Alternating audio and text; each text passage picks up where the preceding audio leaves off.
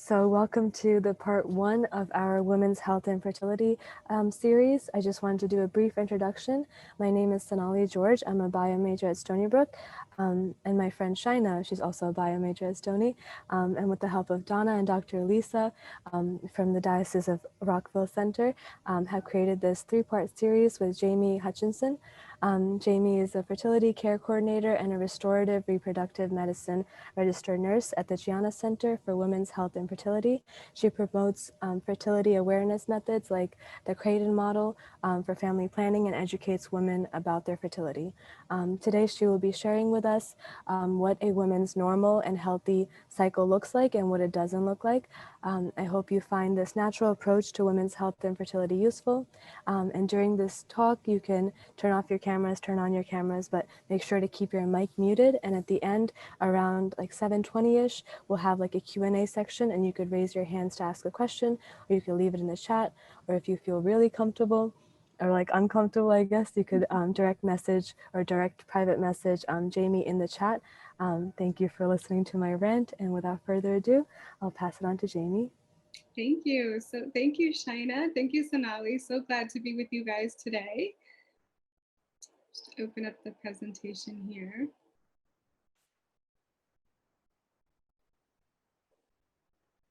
Okay, so it's a joy to be with all of you.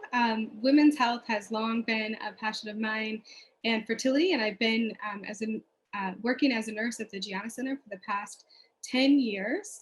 And so what I've experienced as a nurse when patients come to our center is really, and myself included, if we all think back to as we were growing up in our education systems and even our families going through nursing school, the same thing for me was really what I found, a lack of education specifically and what was normal for women's health, what was normal for fertility, and also what would be abnormal for our cycles. So why is it relevant to talk about this today? You may think to yourself, even what attracted me to coming to this class or to turning on this video this evening? Could I learn more? Is there something that I don't necessarily know? So the reason we decided to offer this series is that there's a rapidly growing interest of patients to learn about their fertility and tracking their cycles. The femtech industry is a $15 billion industry, and for good reason, because women are becoming much more aware of their health and their bodies, and there's many things that go along with that. So as a nurse and a fertility care coordinator at the Gianna Center for Women in Babylon, I've also taken extra training in breastfeeding support, childbirth education, and postpartum perinatal mood and anxiety disorders. And what I found is that all of these topics are also incorporated into the health of a woman, and a woman, really a mom, as the core of a family as well.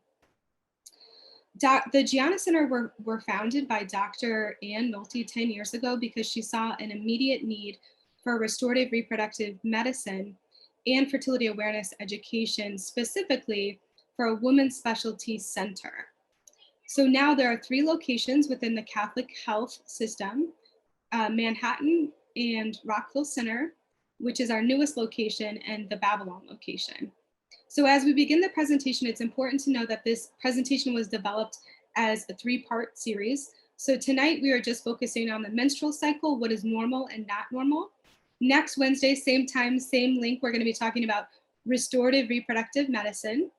And 2 weeks from now, we'll get into the more details about the 5 evidence-based fertility awareness-based methods, the science, the effectiveness, and really how to begin as a young adult to tracking your cycles.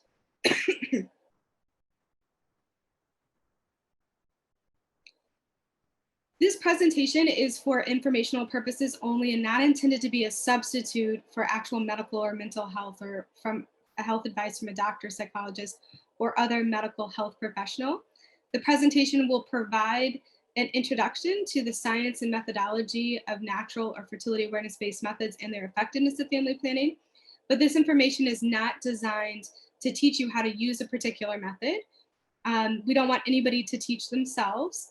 And it's not meant to interfere with any medical management that you might already be a part of. We want to empower you and be an advocate for your own gynecological health.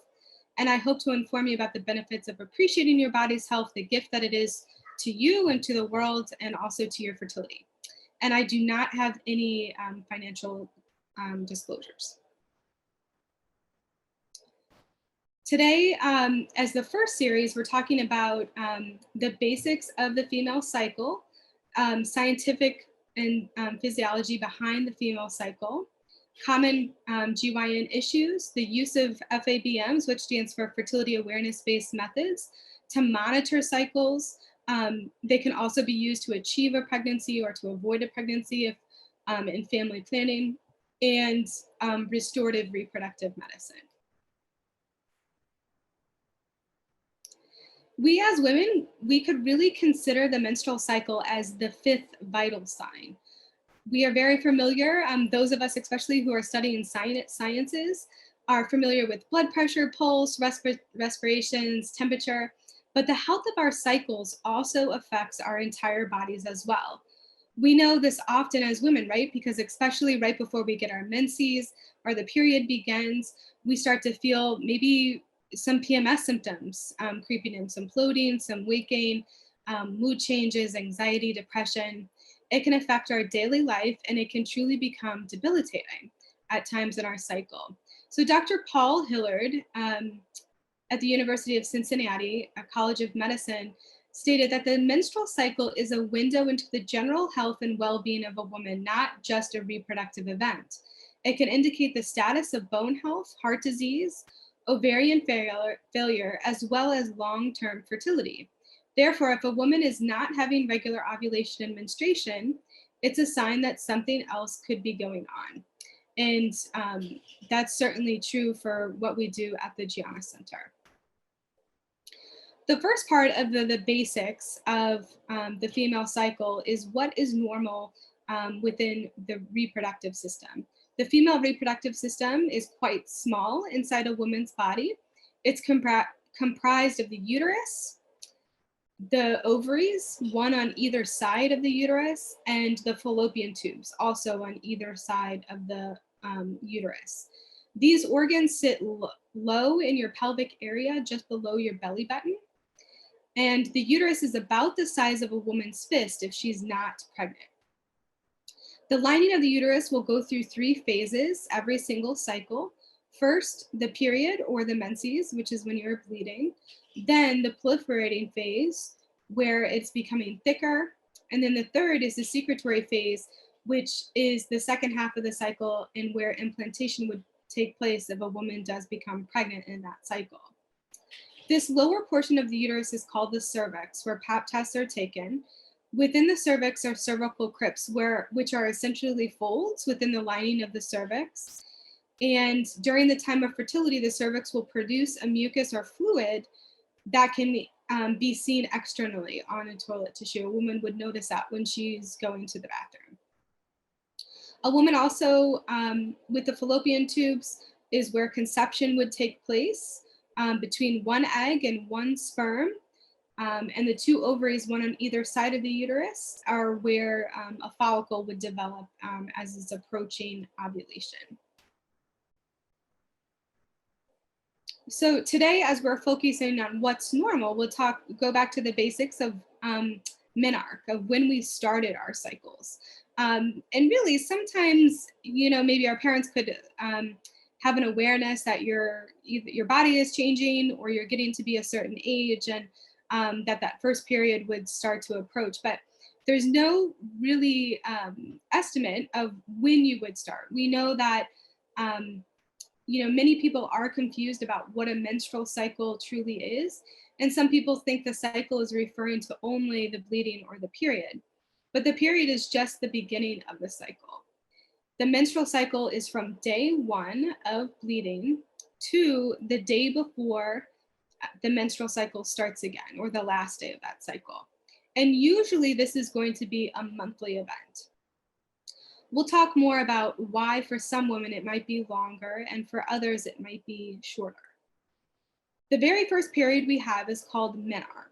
And you can see on the left-hand side of your screen, the average age for this occurrence in the United States is 13 years old, but a range would be anywhere from age 10 to 15 years old. It's common for young girls to have irregular cycles, and it can take several years for their cycles to become regular after starting the menarche. You may have one cycle for a few months and then stop and skip and then start again. It's your body's way of organizing and getting itself regulated in these early years. There's nothing we need to do to intervene at this point in a woman's body necessarily. I meet many women in their 20s and 30s who have been taking birth control to regulate irregular cycles since these early teenage years. So I always want to emphasize that that route is not necessarily the only way to go to treat that, and that it might not even need to be treated. For menstruation, we as women typically begin having periods. When we start having periods, we'll have periods for 35 to 36 years, which seems like a very long time. So if we're going to be doing this for all these years, we should not be feeling awful when we're having this and going through the emotional roller coasters every single month. And then finally, we get to a time called the menopause. Pausing the menses, or the cessation of menses, usually happens around age 49 to 51. And we're not considering it to be menses until a woman has 12 months without a period at all. So it can be very irregular at that time as well. So I also want to mention the rates of fertility at various ages. Now, I understand we don't always have control over when we meet the right person and when we get married and start a family. But I encourage you to have children sooner than later. Women have their first dip in fertility around the age of 28. And I know when our physicians tell women this sometimes in presentations, it's like a gasp from the audience because, many of us are just finishing school and so far at that age. So then there's a large dip in fertility at 35. And then by the age of 40, it's very difficult to become pregnant naturally if you've never been pregnant before. So the average age of a woman coming with infertility at the Gianna Center is 38. So we always just encourage everyone to have babies because we love those babies. Okay, so from understanding when, how long, and when women have periods, we want to look more closely at the individual cycle by cycle. The three phases of the woman's individual cycle are called the menses, phase 1, ovulation, and then the luteal phase. So number 1, during the menses, estrogen and progesterone are responsible for the uterine lining proliferation. And then the drop of progesterone in a woman's cycle is what causes the period. Bleeding patterns, whether they're heavy, medium, or light, provide information about hormonal sufficiency in the current cycle, also the previous cycle. The second phase is ovulation, and during this time, a woman would observe cervical mucus. There are different types of discharge that can be produced by the cervix, which is what we teach in our fertility awareness classes. The cervical mucus also functions in 4 different ways, which I'll mention later on in the presentation.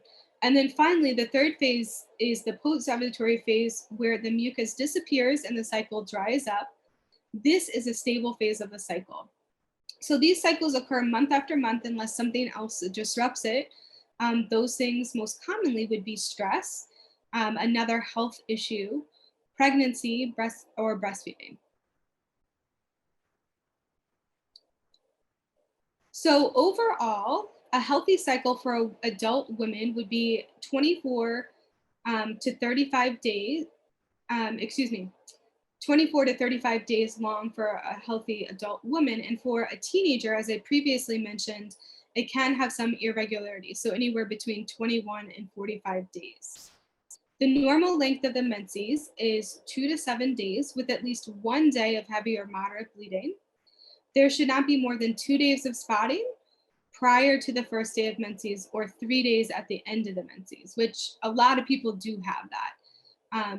Also, we want to monitor brown or dark maroon blood in the cycle. Some women can get bleeding mid-cycle, and that's not a menses. It's called dysfunctional bleeding, so we'd want to know about that. The cervical fluid can be, and generally women have a vague sense that this is happening. Um, but generally, when you ask women, they would say, yes, I think I have it after the period or mid cycle for a couple of days.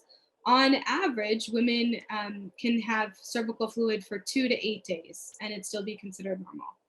And then finally, the luteal phase or the second half of the cycle, it would be 11 to 16 days in length.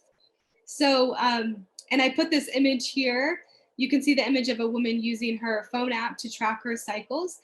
And we'll talk more at the third presentation about why most of the apps on the phone for the phone on the market are not helpful and which ones would be good to use if you are using a phone app.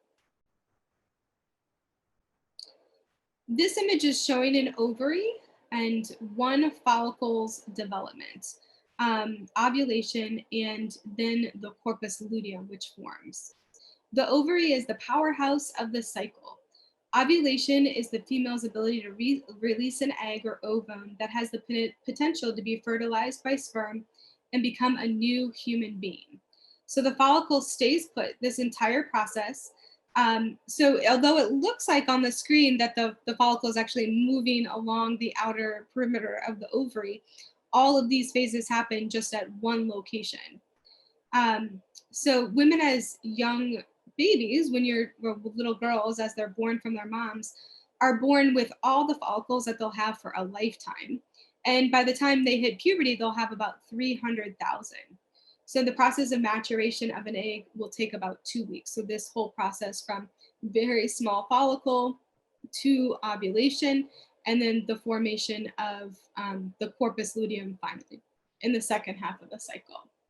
And if any of you have had what's called an ovarian cyst before, if any of you have had that rupture before, many women have to go to like the ER for that. It's tremendous amount of pain.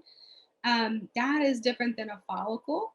And on sonogram, they can look kind of similar, but the cyst would actually be much larger in size. So now let's review the physiology of the female cycle. We'll highlight the hormonal changes that happen and the resulting physical effects that can be observed. And so just to orient you to the image, on the left-hand side is day 1. You can see the number 1, day 1 of the cycle. And then on the right-hand side is the last day of the period, and they put a 28-day cycle. The top row highlights the hormonal changes that happen throughout the cycle, and the bottom row shows the changes that occur as the process of ovulation. So by convention, the first day of menses is considered day 1 of the cycle. This also marks the beginning of the follicular phase. Early in the follicular phase, hormonal levels are low. And as a result, cervical fluid is thick and usually does not leave the cervix. Women typically note dryness in the vulvar area, indicating infertility. And then as the follicle starts to grow and move along during the follicular series, the FSH, or the follicular stimulating hormone, stimulates the growth and recruitment of other follicles. The developing follicles secrete the estrogen, which initiates the growth of an endometrium, and also causes the glands in the cervix to produce mucus. So that's how you know if I'm starting to see the cervical mucus, that's because I have a follicle present on my ovaries.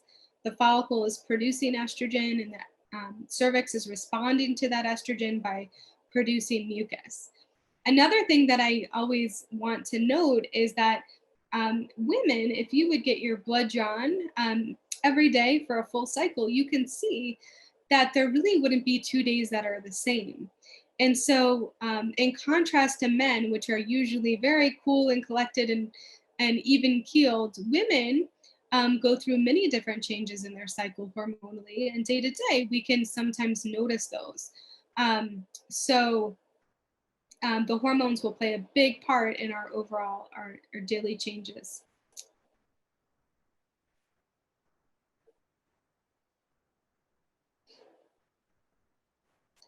During the time of ovulation, the cervix will produce a mucus or a fluid that can be seen externally. It's one of the biomarkers. A woman would notice this on the toilet tissue as she's using the bathroom. The cervical fluid is often clear or cloudy clear and lubricative. The cervical fluid is a observational sign used in all of the evidence-based methods of fertility awareness. We have known about cervical fluid for a long time, really since the 1950s through the work of Dr. Cohen. He published this first information on the cervical mucus as seen in that top schematic. He described cervical mucus in various qualities around the time of ovulation. And one of his most important findings was that sperm survival directly correlated with the quality of mucus.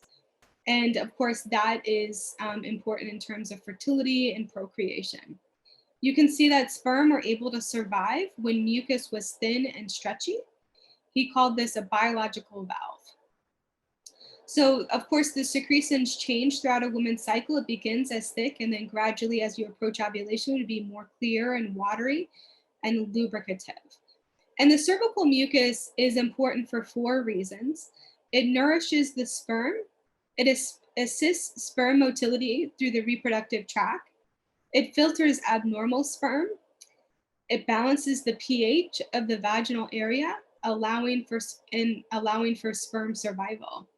And I always like to highlight it filters abnormal sperm because that's a huge benefit to conceiving naturally, like what we would promote at the Gianna Center. So in fact, if a married couple has intercourse on a day of fertility, the sperm can live 3 to 5 days if the quality mucus is present. And if there's not mucus present, sperm will die within hours. We've known this for a long time. We've known for a long time we needed an egg and sperm for conception, but it's only been in the last 40 years or so that the importance of cervical fluid has really been known. So learning how to monitor cervical fluid is a key factor into understanding your cycle. And in the Creighton model system, we teach women and couples how to make standardized observations in order to score the mucus in each and every cycle. There are 2 distinct phases of the cycle: the pre-ovulatory phase, which is from day 1 of the menses up to and including ovulation. And that is a variable phase of the cycle. It could be short, long, or a regular length. And then the post-ovulatory phase is stable in length and should be about 2 weeks long. And it's important to understand that ovulation occurs on only one day during the course of a menstrual cycle. So ovulation doesn't occur today, and then again sometime next week. Any individual woman is only going to ovulate once.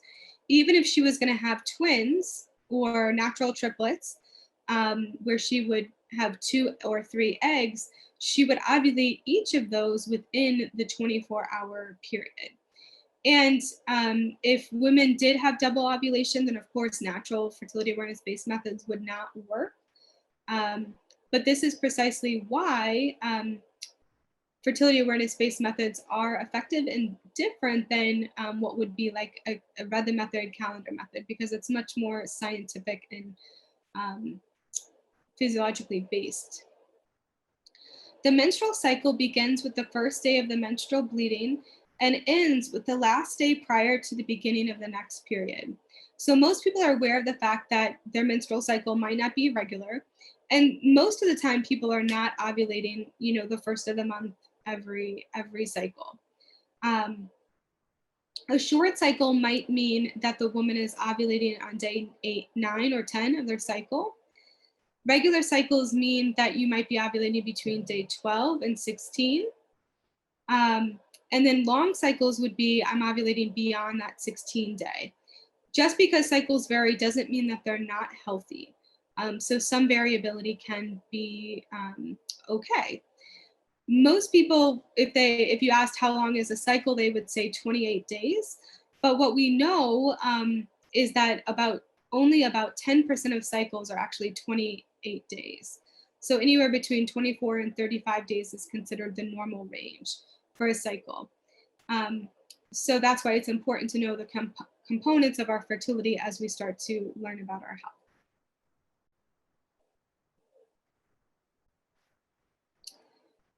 For a women's cycle, there are things happening internally that we can't quite see, that would be invisible to us.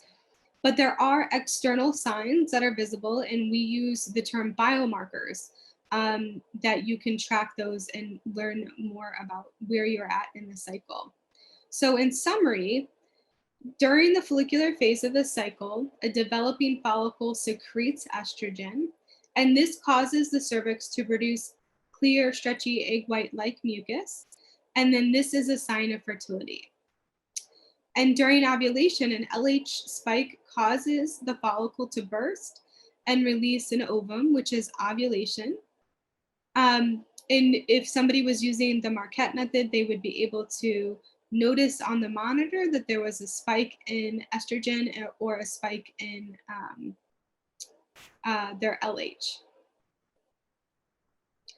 And then the corpus luteum will form from where the egg ovulated, and it will secrete progesterone in the cycle.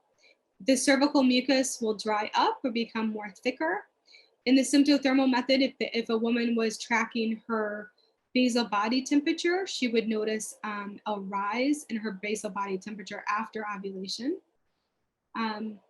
And then finally, if a woman is not pregnant, the body recognizes that, and the corpus luteum starts to atrophy, and menstruation starts again, which would start the entire process once again. For Creighton model system, this is what a chart would look like. And to orient you, the red stamps would be any bleeding in the cycle. The solid green stamps are a time where the woman is not noticing any bleeding and she's not yet noticing any cervical fluid. And then again, she goes back to a dry pattern. So for this woman, she has 27 days, 26 days, and then again, 26 days within her cycle.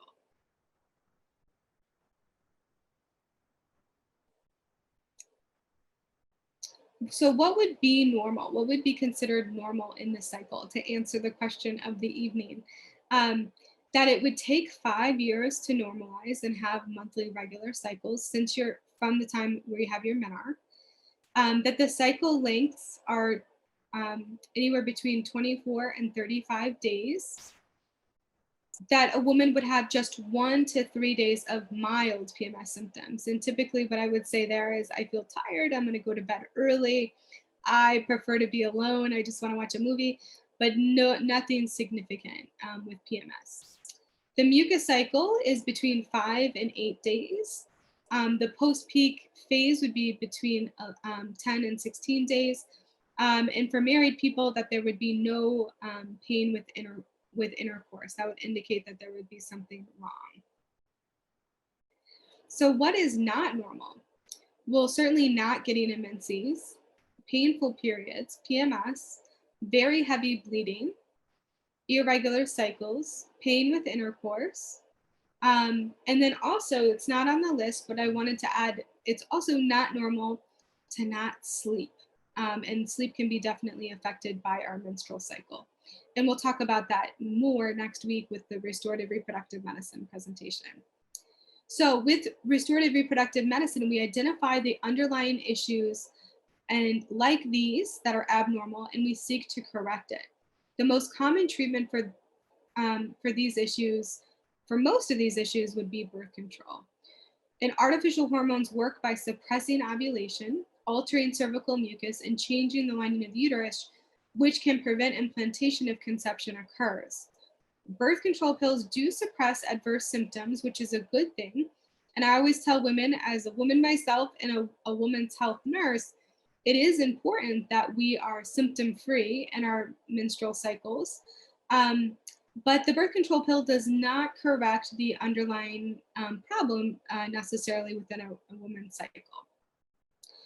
One of the main causes of painful periods, which we'll get into next week, is endometriosis.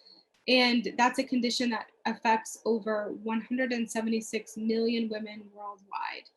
It's a very frustrating condition that can lead to pain, mental and emotional validity, infertility, miscarriage, and In fact, it can take up to 7 years to get an accurate diagnosis of the disease. Um, and so just another closer look at, just by doing a cycle of charting alone, how certain abnormalities can stand out right away. So again, women typically have a vague sense that there's something wrong, but until we really chart that, um, it's unclear.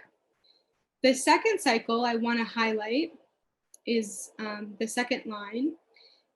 Here is the woman's bleeding. She had a number of dry days. And then from day 12 to day 18, she had her mucus cycle, which was great, so normal. And then this part of the cycle is 5 days long, you can tell, 5 days long. This is where she started her menses again. The problem here is that the average length of the post-peak phase should be about 2 weeks long. So why would this be a risk of miscarriage? It's a risk of miscarriage because when the baby is implanting about 4 to 6 days after ovulation, her body is already preparing to have another menses. This person would also, I would identify this person and say, at risk for PMS symptoms as well, because oftentimes these short luteal phases are because of low progesterone in that second half of the cycle. Other things that can stand out within charting would be infertility, any abnormal bleeding, and then also low progesterone in the cycle. This is not an exhaustive list of the types of GYN conditions that we treat at the Gianna Center, but it does give you an idea of the most common ones.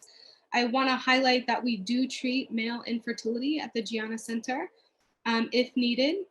And I'll also highlight down at the bottom of the screen, preconception care. Dr. Carpentier often talks about the fact that when he started as a family physician 25, 30 years ago, that prenatal care was becoming popular. And now it's becoming very popular to have preconception care. So I want to make sure everything is in good order before I even try, or even before I get married. And women can really come for those types of visits at any time, but especially if you're preparing for marriage or getting closer to that phase of the cycle. Our third week of the series will focus more on the details of FABM's fertility awareness-based methods, but I want to give you just an idea of some of the benefits that they can provide. The advantages of the system include its medical safety and proven reliability. In fact, the first effectiveness study of Creighton model system was completed in 1980, before many of us were born. In 1998, the Journal of Reproductive Medicine published the results of 5 different studies. This study involved 1,800 couples over 17,000 months of use. The method effectiveness to avoid pregnancy was 99.5%, and the use effectiveness to avoid a pregnancy was 96.8% effective. These effectiveness measures are as good as oral contraceptives, not that they're comparable at all, they're very different, and better than drug or barrier methods in effectiveness for avoiding, but the benefits far outweigh those. So couples can accurately determine the daily fertility and infertility based on the presence and qualities of cervical mucus, and women can confirm that ovulation is approaching or confirm that ovulation has passed. So since this system is not contraceptive, it is also used by couples of normal fertility to achieve a pregnancy. On an individual cycle-by-cycle basis, when days of fertility are selected for use, the pregnancy rate is 76% in the first cycle, 90% in the second cycle, and 98% by the third cycle. Other benefits of using a fertility awareness-based method is that women can truly learn what is healthy and normal, and it allows for self-management and decision-making for both procreative and gynecological needs. It allows for tracking your cycles that empowers women through education and increases a couple's communication, and studies have shown it increases marital intimacy satisfaction. It respects the the individual patient's beliefs and values. And people of all faiths are welcomed at the Gianna Center and do come to our Gianna Center. So as I was preparing for this presentation, and as I was reviewing charts of my patients last week, in one day we had a couple who was Hindu, another that was Muslim, another that was Jewish, a woman that was Jehovah's Witness, and another two women who were Protestant and Catholic. And so that's always so neat to have, because globally women are very similar with their cycles, and this does respect the patient's belief and her values. It can also be used in any reproductive category that a woman would be in, which for instance would be breastfeeding, postpartum, perimenopausal. Okay, so finally, where to go from here? First, we can come to the next two webinars. The next week, again, is about restorative reproductive medicine. And the third week is about how to begin doing the charting and about learning more about fertility awareness-based methods. So 2 actions that you might be thinking about doing at the end of this is to talk to your doctor about the symptoms that you're having if you do have something within the abnormal list. If you don't feel well, collaborate with your doctor to find and solve underlying issues. And if you don't already have a doctor, there are doctors who will diagnose and treat the root causes of the symptoms. And at Catholic Health Services, we have 3 locations at the Gianna Centers: Manhattan, Rockville Center, and Babylon. Also, we as women there's no too early time to take care of yourself. So emotional health, we want to have good support systems of family and friends, people with similar interests as you, life goals and values as you. Check in with them if you're struggling, because we don't have to struggle alone. And especially if it's hormonal, that can affect our mental and emotional health as well. Our spiritual health. I meet women all across our states and across the country, and we all can't hear too much, can never say it too much, that we as women are beautiful and unrepeatable. Each one of us is unique and unrepeatable. So each one of us is necessary to this world for this time. So you are wonderfully made. And at the core of the Catholic Health Mission is the belief in God, the Creator, who also created each one of us. And He made you His daughter.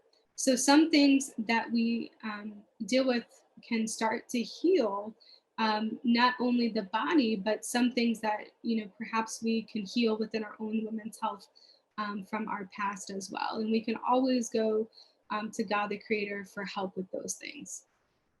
Finally, our physical health. We want to strive to be as healthy as possible. And that means, of course, healthy diet. Many women who have abnormal GYN issues can benefit from an anti-inflammatory diet, but of course you talk to your physician about that. Frequent exercise and excellent sleep, which we'll talk more about again. And the 2 services that we that we use at the Gianna Center for Authentic Healthcare for Women are Create a Model System of Fertility Care and then NAPRO technology. NAPRO technology is one pillar, so to speak, of restorative reproductive medicine.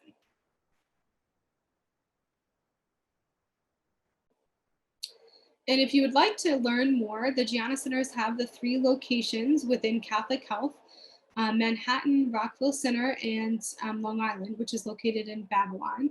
There are female physicians or a female nurse practitioner at each of the locations if a patient prefers this.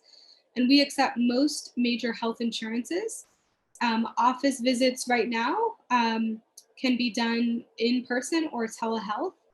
And educational visits for the fertility awareness-based methods are billed through your insurance. We are open Monday through Friday with some evening availability, if that's a preference. So the Gianna Centers are proudly a part of the Catholic health system. And I want to thank you for your time and for listening to this presentation. And I'm so glad to be with you for this wonderful evening. And I'll go ahead and give it back to Sonali and Shaina. And if we have any questions, we can go over that.